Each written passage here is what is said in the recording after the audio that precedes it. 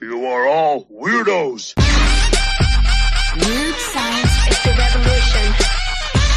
Weird science is the revolution. Hello, everybody, and welcome back to the Best New Comics of the Week show. That means I'm here with my man, Gray. What up, Gray? What up, Jim? How you doing? Are you Genki? I am Genki as all Genkiness can be Genki, I believe. But we're back to do the show. I'm going to tell you, I always say it, but I think this is going to be a quick one. And it always ends up not being because we end up meandering. But I don't think it's going to happen tonight. There's not. Yeah, really.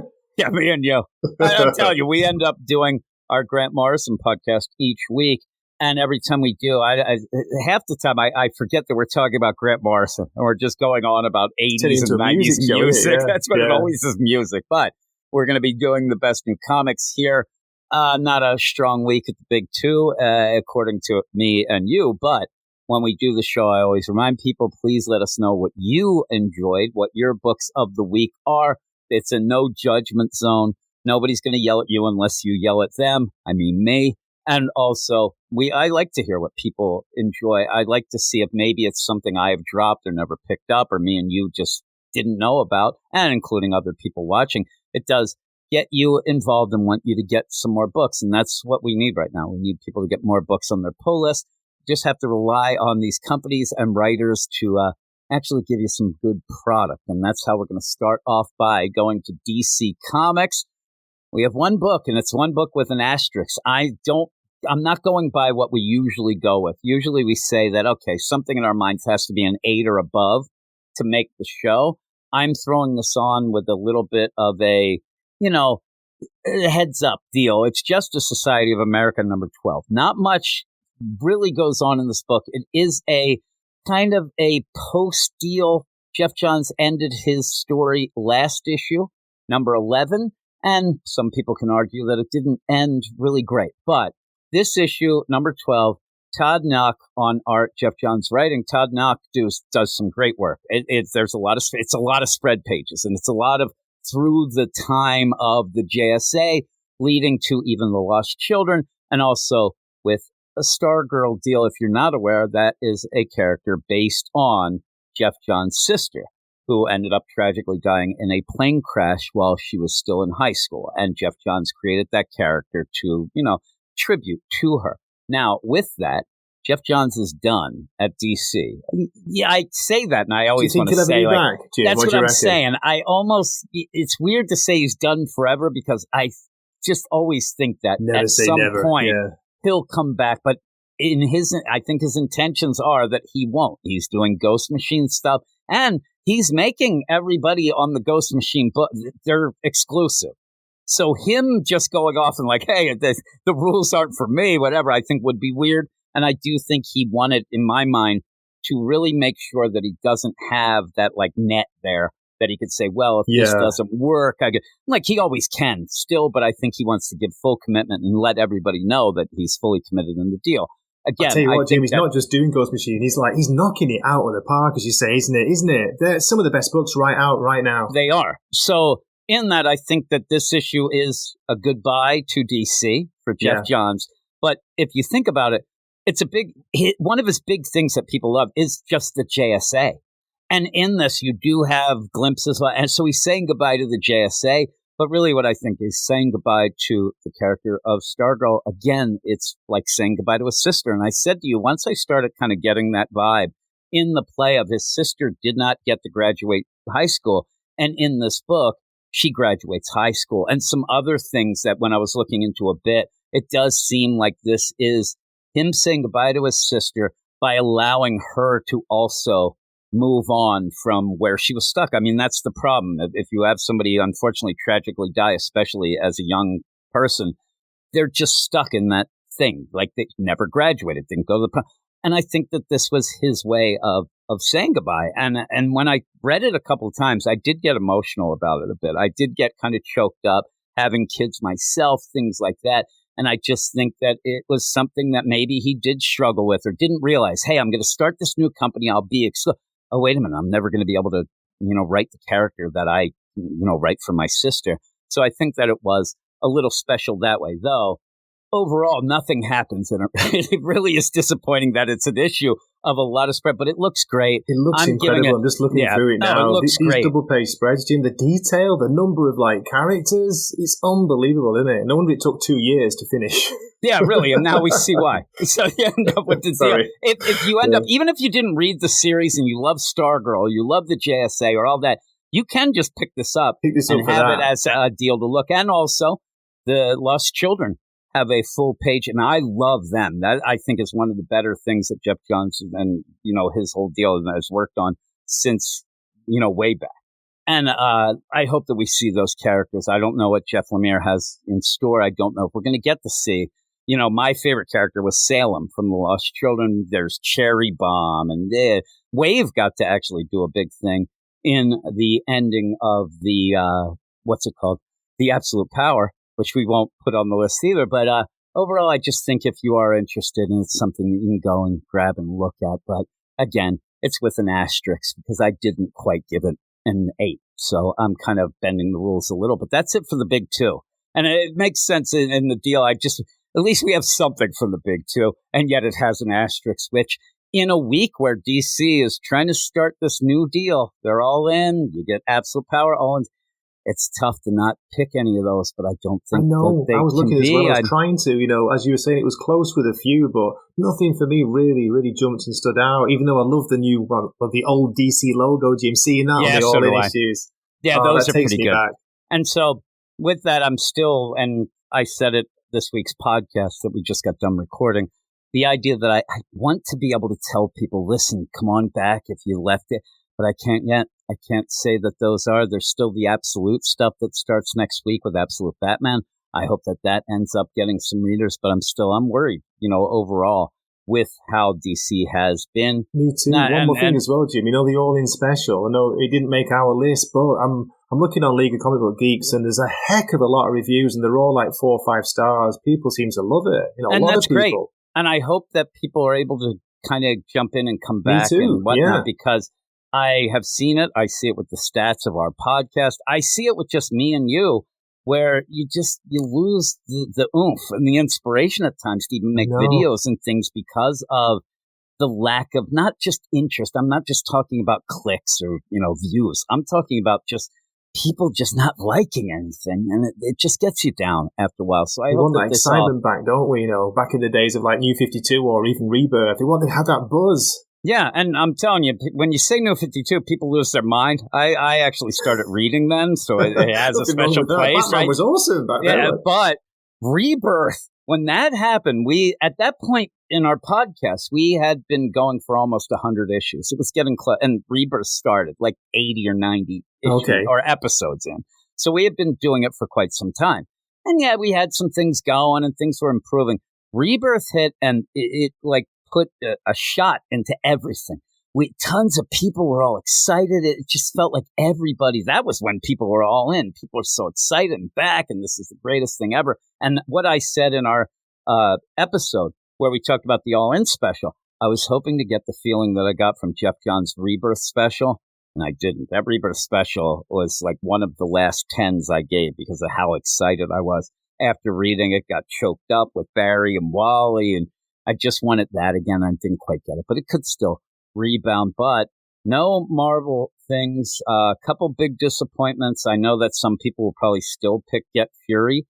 That was such a disappointment, I thought, this week. I was so upset about it because that was pretty much my favorite book going at Marvel, and it just ended with a thud. So that's not on here. And there's a couple others that people might put in, stuff that I don't particularly like an Ultimate Black Panther. I still think that's down, though I thought that this issue was a bit of an improvement. Still didn't get to that level. No, X-Men 5, Jim. Great cover, but that story's been done before and so much better by certain people. Yeah, by certain guys that we might talk about. But yeah, it's just a lot of things are going in the X books. And in my mind, it feels weird, but they already feel stale.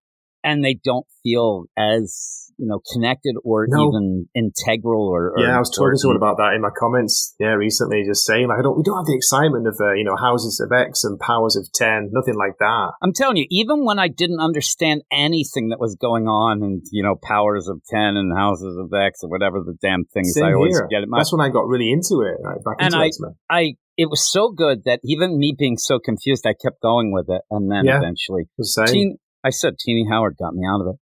It was the whole deal of her Excalibur shit. And then also the stuff with the Hellfire Gallows.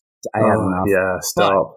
We're going to go to indie stuff. Indie stuff has been kind of, towing the line here and actually leading the pack, and that's how it is this week. But you're going to start with a Boom Studios book. What is it? Okay, this is a new issue number 1. It's called The Creeping Below, written by Brian Azzarello. It's got art by Vanessa Del Rey. First time to see her art. It's a very, shall we say, indie-looking book, Jim. It's very impressionistic or expressionistic. I always get those mixed up. Painted style art. But you know what I loved about this?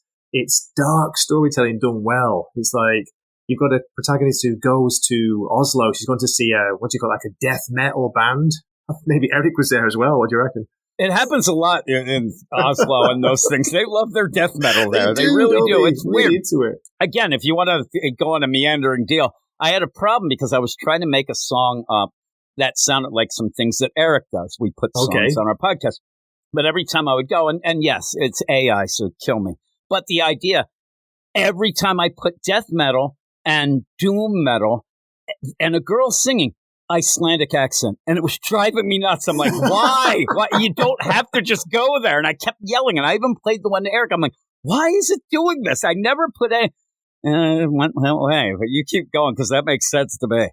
But grab me. It's a pretty simple and a quick read. It's a setup issue. You got this character who's gone on a photography mission, like she's there, but she's gone to see a band while she's there. She gets mixed up with some dodgy people, taken to an old forest. You can imagine what's going to happen here, and it's setting up a revenge tale, which is really, really intriguing, which involves the old gods of Norse mythology. So, you know what I'm like, Jim? I'm always up for a bit of that.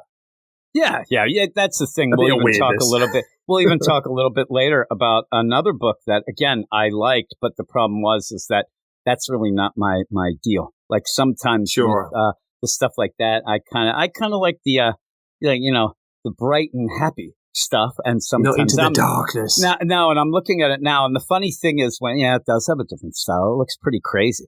And the one guy I thought at first I was going to say it looked like Danzig, but he's got too crazy hair going on. But in that, it's funny because it is Brian Azzarello, who I swear is the brother of Rob Halford. He for some reason he looks like the older brother of Rob Halford to me all the time. I know exactly what you mean. Yeah, he's like always, and it like weirds me out of it of how his deal is. But it's fine. And I would never have guessed that this guy actually.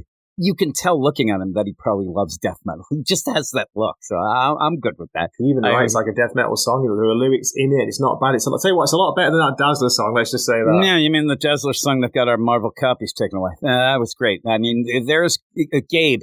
He doesn't put the the Brian Azzarello lyrics out. I see. Maybe I'll have to make a song with that. Maybe I'll grab the lyrics, but it'll sound like some, Icelandic woman singing it no matter what I try. But bit of Bjork doing some death metal. Now that's the thing. We like Bjork, but I don't know the death metal. So you end up where that's a pretty cool deal. I kept seeing Creeping Below, and it just wasn't connecting with me, and realizing it's Brian Azzarello, who is a bit hit or miss for me. Yeah, and mainly because I think that he gets a little too over the top at some points. Bat Wang stuff and stuff like that, and sometimes the things are a little too dark for me.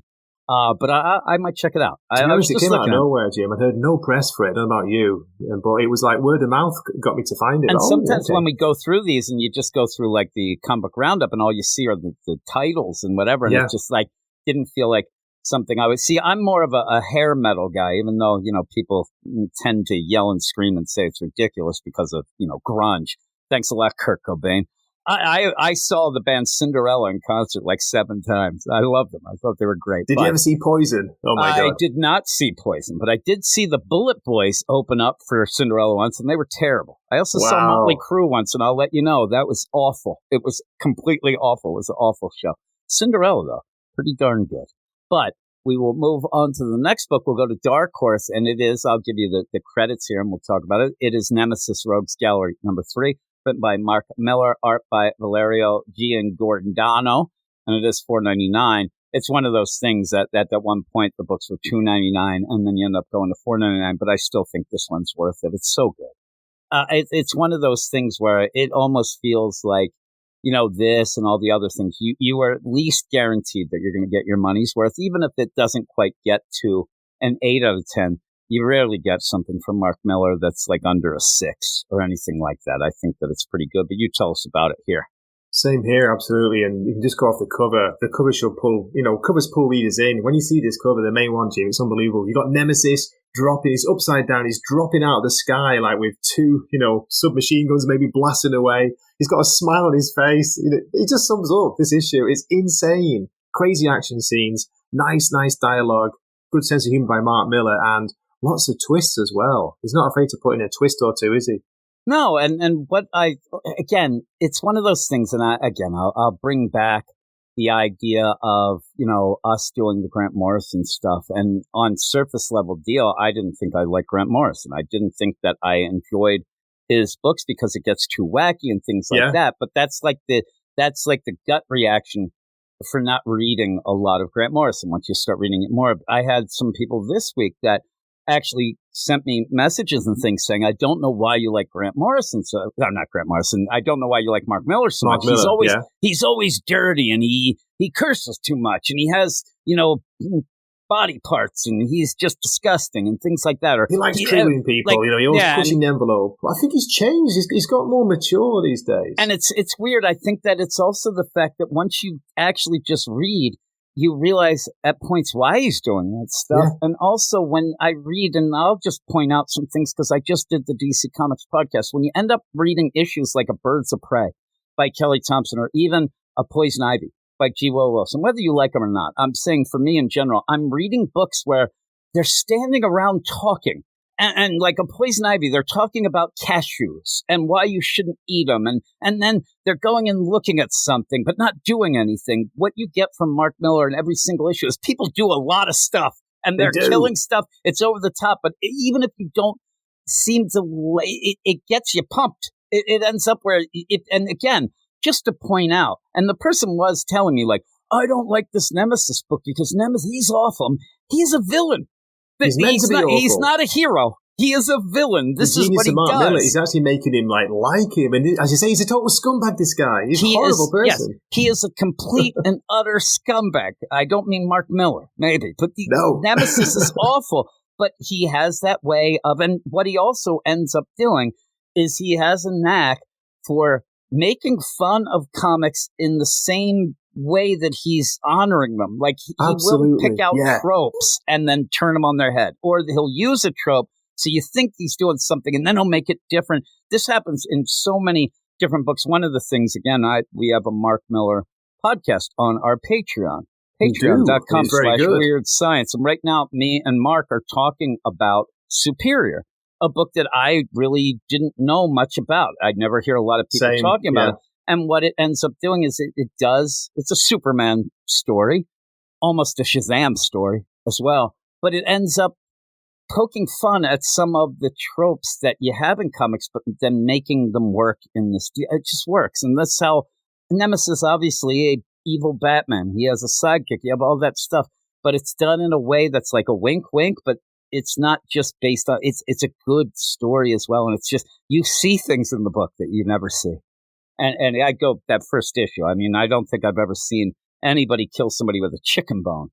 And yet, I know, I'll always remember that. He couldn't even move, could he? He still killed him with a chicken bone. He was paralyzed completely and killed a guy with a chicken bone. Only Mark Millar could write something like that. And I'll never forget that. And not in a bad way. Like, I'll never forget that Joker had a butt baby in Matthew Rosenberg's The Man Who Stopped Laughing. Or Joker, the guy who stopped laughing. But that's bad.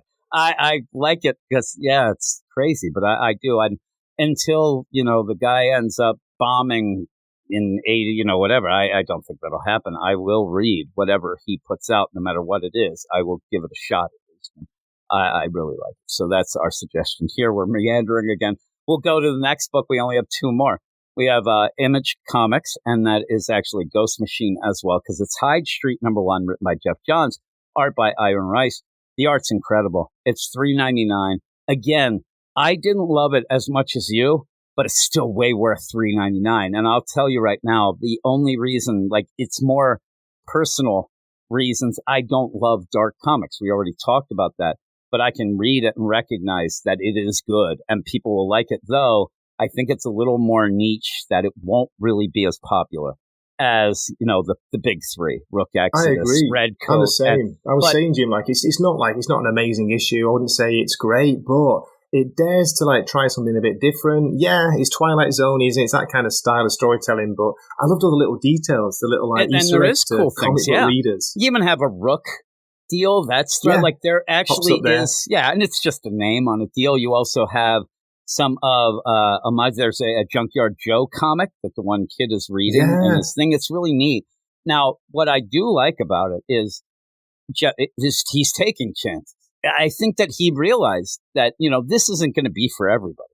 No. But so it came out in the second tier of things where if this came out first, I think people would be worried about oh man, maybe I won't like this stuff and it's not my thing, because it's also, he's kept it till October and the whole Halloween deal, hasn't he? I think he's done that on purpose. And Rook, Geiger especially, because it was before, but Rook and Red Coat as well, they're established now as really good books. Yeah. So then you could start to take chances. It's almost the idea, if this was a football team, you already have, your set deal on, say on offense, you have a quarterback, you won't know what I'm saying maybe, but you have a running back wide.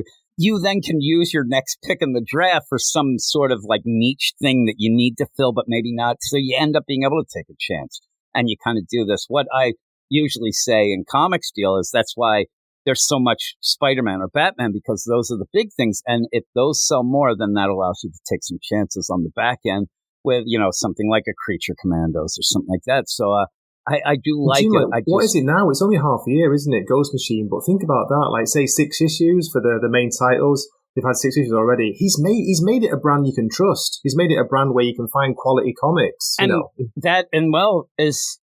and people might think, but it's not. Nothing's been delayed really. There were set months where things were going to have a set deal of, okay, we're going to have a skip month, but those are spelled out before. That wasn't anything. And so one of the big things that people were worried about is Jeff Johns couldn't keep one book going at DC. Now, some people might also be mad. Why couldn't he, when you see that he certainly can? Maybe he was busy doing this, setting all this up, wasn't he? Yeah, really setting it up, and they did it ahead of time and whatnot. I don't know. But I think that's something that happened with DC. And again, you end up having Gary Frank on Doomsday Clock, and he's doing Geiger, but they're going to have a fill-in artist for a little. I do think that sometimes it was the artist that fell behind. Same thing with Brian Hitch, wasn't it? That happened with one of his series, quite a few in the past, and he's doing Redco. Yeah, and you know what happens when you're in a continuity based on other people is when you fall behind, things aren't waiting for you. So all of a sudden, the issue that you had, this guy, well, you can't do that because it doesn't jive now with issues like this. So you have to rewrite it. Then they have to redo it. I think Doomsday Clock had a lot of problems with that. I think that there was some people getting their fingers in the cookie jar and saying, you got to change this and that. And it's not that easy to do. But still, it was happening with all his books, including JSA, that didn't seem to need any sort of, deal of I know, that's so weird, isn't it? I was joking before, Jim, but issue 1 of JSA, it did say November 2022, so it's 2 years to get 12 issues out. 12 issues. That's tough. Crazy. And again, a lot of people still will not like Jeff Johns because of the stuff with the Justice League movie and things like that. And I actually think that he came to the conclusion of, it's not working for me here anymore. I'm going to go do my own thing. I'm going to do this and kind of, lay under the radar and kind of do it. And he has. I mean, there are people, and there was a groundswell of people like, oh my God, I hate him. I'll never do anything, whatever. Mm-hmm. And if you're still on that it almost feels to me like that's come and gone and people have moved on. And Rook Exodus is going to be on so many people's end of year book of the year. But I also think that Red Coat and Geiger will be on a lot as well. We'll see about Hyde Street. But again, issue of Geiger next week as well, but with a different penciler, of course. You said that. Paul Pelletier is taking over. Paul Pelletier, he's good. I mean, he's awesome. So it's not really that a letdown it'll be. And what Jeff Johns will usually do is have, maybe we'll get a flashback issue for a couple of issues. I don't know. I didn't look at the solicit, but, there's ways of doing that as well. But again, back to Hyde Street. It is like a Twilight Zone. I said it feels like it could end up being almost like an Ice Cream Man type deal, and maybe just because it's the horror. But they're setting up an intriguing story that I don't quite understand yet.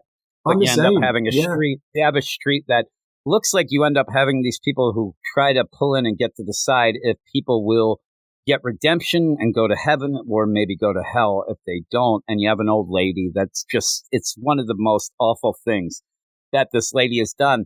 But the good thing that Jeff Johns does is by the end, you're not really sure if she did it or not. And you have this pranky guy, this little kid who, again, the art is so good that it does give you that idea of like, oh man, he's a cute little kid. But then when you really look at it, it's like, he is not. Like, you're like, he's weird. And then he turns into a demon. The way he changes it in the panels, it's so cool, so subtle. And then, as you say, suddenly it's like, oh my God, what's this? Yeah, oh my God. And it really, there's almost like jump scares in it. And then you have Mr. X-Ray, who, in a cool way, it really plays back in the old ads for comic books and things, X-ray glasses. I really enjoyed that part. It was really good. And the seahorse, all the things. The sea monkeys. And I wanted them too, but I was young, you used to get the old backy shoes. I had them. I didn't know they were just bloody brine sheep. They were a disappointment. I'm sitting there, it's like, where's the one playing the harp? And where's the king? Where's the castle? There's this castle. They're playing things. I'm like, this is real. But again, that's what he's playing off of.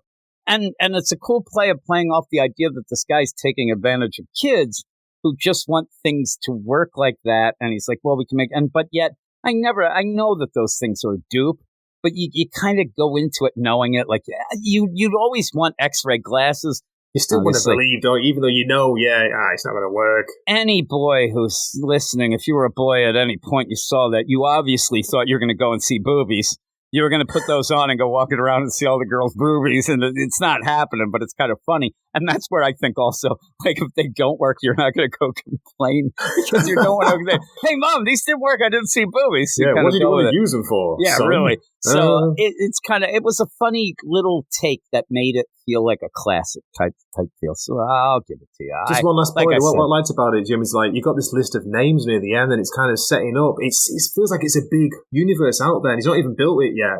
Yeah. So there could be so many stories. And I'm telling you, you go down and they do it. It's very there. You said it before about the whole Nemesis. I can't tell you that there's going to be any character in this book that you like. No. But they're interesting. I'll say, what it reminds me of a lot, too, is one of the biggest things in manga was Death Note.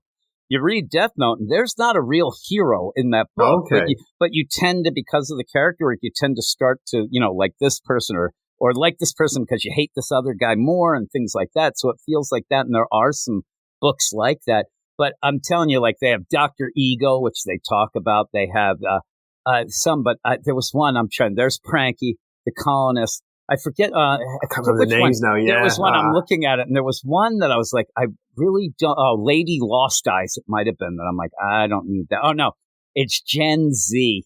That one made me. I'm like, really, Gen Z. That one made me roll my eyes. But you have a contest going on, and the weird play is that at the end, Pranky, this kid, ends up saying pretty much like, I'm not going to let you guys leave ever. And it does feel like that you have to get to 10,000 or whatnot to be able to leave. And he's hogging all these, I don't know what you call judgments. He has 18. He has 18,000. He should be able to leave, but he's staying. And when he says, I'm not letting any of you win, or that's all I think he's saying is he's judging these people, but he's fudging it. He's just making sure that they can't get them. And I think that's pretty cool. I do feel bad for the matinee monster. He doesn't have any. Guy's got to go, and the colonist has unknown. But again, I don't want to go too far into it. But the art is incredible. That little monkey. Yeah, really. I thought we were talking about it on our podcast. It does look like the monkey that's in the Family Guy. That's, pointing at the deal. It kind of made me giggle. Monkey ball vibes. Yeah, exactly. But then even in it, the main guy, I think Jeff Johns makes he doesn't want you to like him. So his daughter shows up. And he's like, get the heck out of here. I don't want you. And, no daughter of mine. It was bad. But it's pretty good. The art's great. The art is really good. So I'm glad that you put something different, something for Halloween, that kind of thing. Yeah. So we'll end it with the last book. It's a Titan book. I think people could kind of figure that out. I haven't read it yet. I'm going to read it tomorrow probably. But you give us the lowdown. Okay. Of what? It is Conan, Battle of the Blackstone, issue 2, written by Jim Zub. It's got art by Jonas Scharf, $3.99. I tell you, to be fair, Jim, it's not as good as the main Conan series. Maybe not just the art, but the storytelling. But even saying that, it's still, for me, it's a fun story. It's kind of like a team book. You feel like you're getting a Robert E. Howard character team book being set up with different characters in that.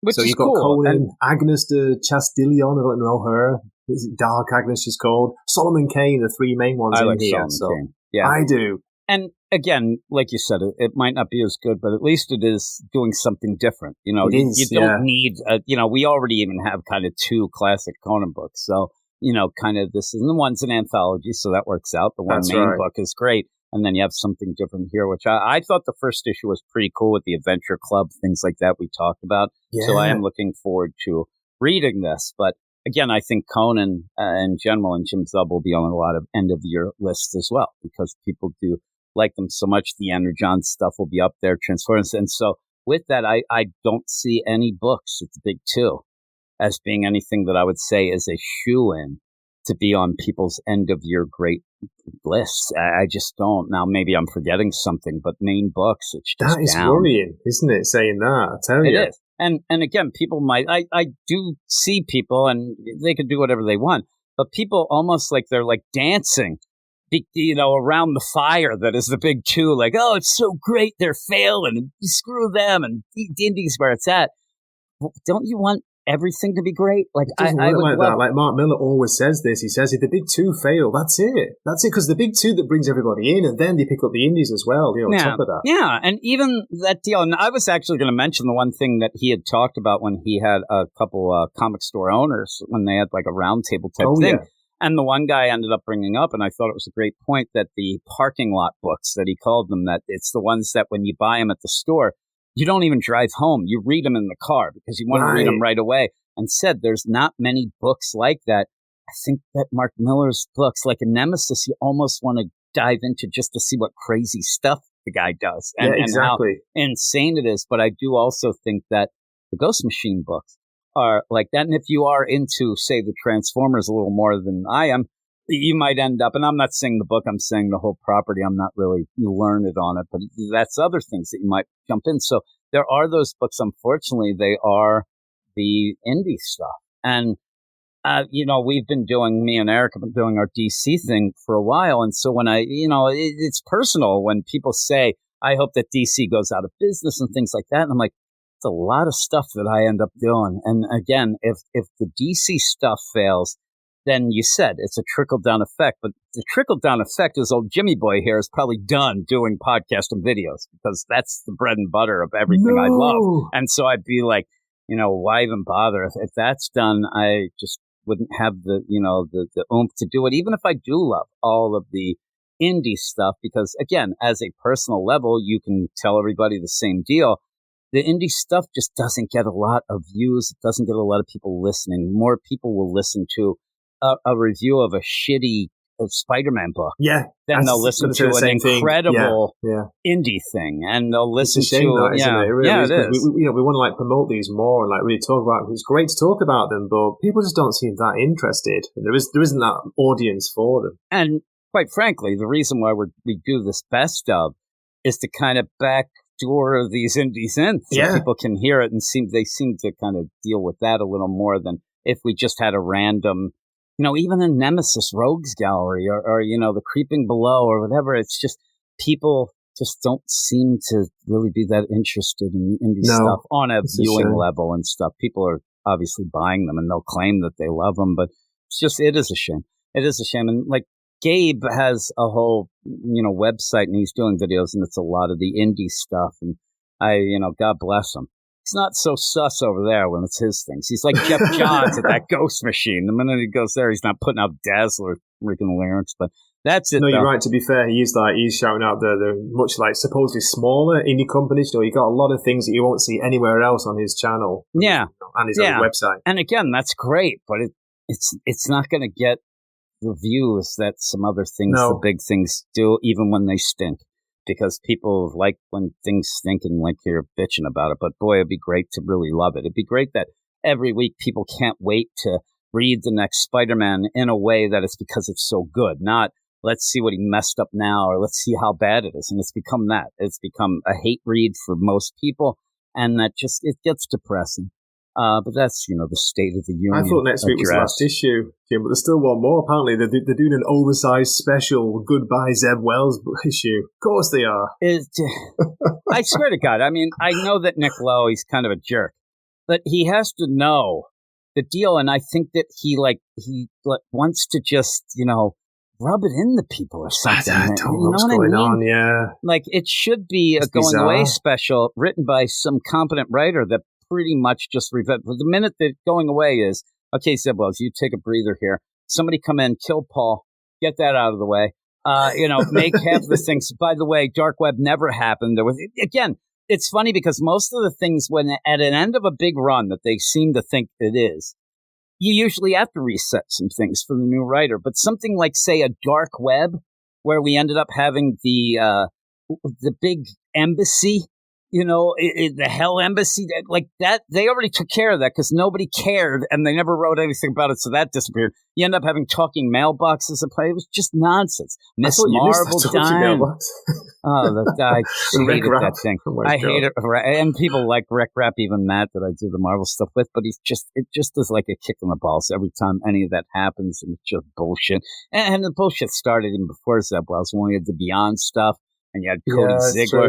Cody Ziegler, he started the whole trend. He had talking sandwiches in his issues before we had the Dark Web. We had sentient sandwiches, bitching and moaning. Kelly Thompson jumped in for an issue. It was bull crap. The weird thing is, in the Beyond thing, and people could disagree with me, the best writer of that did seem to be Zeb Wells. So I was like, all right, here we go. He did the whole Marauders deal was kind of funny and cool. Here. I was looking forward to his Spider-Man run, and I started off liking it. Yeah, and it had the stuff with, Tombstone, but then after that, it was what the hell right. happened? I have a feeling there was a lot of interference and stuff, but still, if you're a good writer, you can get through that. But, oh well, that was Let's get excited. Let's look forward to Batman and Robin next week, Jim. Phil Kenny Johnson taking over. Phil Kenny Johnson, we have that. We have a couple things. Now, again, they may not feel like full out, all in from DC because it's the same writing teams or whatever, but you still have stuff like the Green Lantern Corps Civil Corps special that's coming out. That's good. And side things, I'm not enjoying so far the DC versus Vampires, but I'm sure some people enjoy that. And even at DC next week, we end up having the Kryptonian Age, the Gotham, I guess. Oh, yeah, I'm looking forward to that. I do enjoy that. It's a little more of a slow burn than I wished it was, but it's 12 issues, and I have been enjoying it. I think it's one of the good books, so maybe we'll have more of that. I know what's coming out from DC next week because of the idea that we just got done the DC podcast. I don't know what's coming out from Marvel. The big one, isn't it? The big one next week, Jim. Absolute Batman. Absolute Batman's coming out, and I hope they had some big pre-orders. I hope that people enjoy that. And again, me too. Please, if you don't like DC, that's fine, but, give it a chance. Don't just sit there and say, I bet that Absolute Batman will suck or whatever. If you hate it, you hate it, whatever, but give it a chance. I've read it. I don't think that people are going to, love it as much as I hope they would have, but I still think it's pretty good. I still think it's good. And again, I'm going to have to wrap my head around the whole Elseworld stuff, when I would hope that the Elseworlds might be giving us something a little lighter instead of going full dark. That seems like, got in a fight with Eric on the DC podcast this week about it. That when fighting again? Yeah, I'm like, when you have an Elseworlds, that means you want to do stuff a lot different. Yeah, and I don't know, going dark and Batman not having money, and it doesn't seem too much different to me. I wish it was a little bit more on the lighter side. But there's, you'll get Alfred in it. I'm not going to spoil anything, but Alfred is in it. So you can end up having him, if you miss him in the regular continuity. It's just a little twist that might, throw you for a loop. But with that, yeah, that'll be the big thing. I hope that some of those books are on the show next week. We'll see. But yeah, shout out to everybody. We went as long as we always do. We knew it would happen. But all in all, I hope you enjoyed the show. I understand our show goes a little longer than others, but I hope that you enjoy the banter and talk and just a little bit of a, like I said, State of the Union, and hoping, fingers crossed, that things get better on the big two and continue to be as good at the whole indie stuff. So with all of that, thank you for joining me, Gray. I'm going to put Jim. his Wakazashi's Tea House, his YouTube channel, in the show notes. Please go and check out his reviews. And also, please let us know books that we might have missed, or you like more than us, or even if you like the same books as us, give it down and let us know why. So all that is it. It's getting very late, and I still have to edit the DC Comics podcast. So I'm going to go. Gray, it's mid-afternoon for you. You have a good time in Japan. Thank you very much. Yes, and we will talk to you all later. You are all weirdos. Weird science is the revolution. Weird science is the revolution.